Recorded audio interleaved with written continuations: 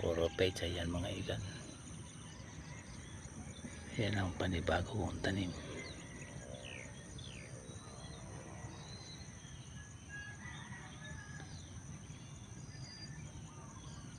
Anim na kama yan. 1, 2, 3, 4, 5, 6 hanggang doon sa kabila.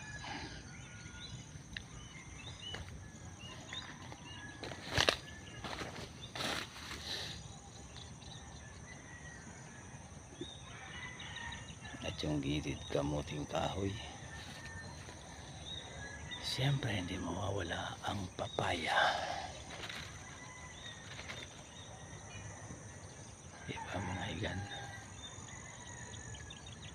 mga 2 linggo na lang harvest na ako ng pechay.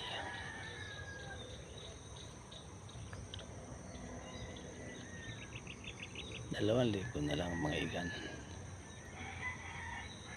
Kahit barya, magkakapera din ako kahit barya.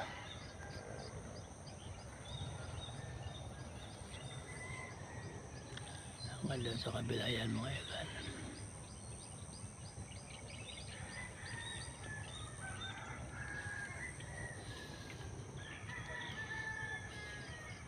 Ito ang aking mga lemongrass.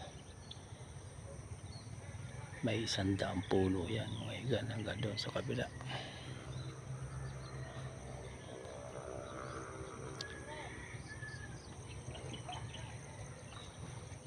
Wala dumarating na buyer sa lemongrass. Baka kayo may kilalang buyer mga igan.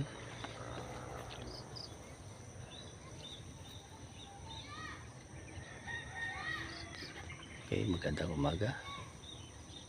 Thank you.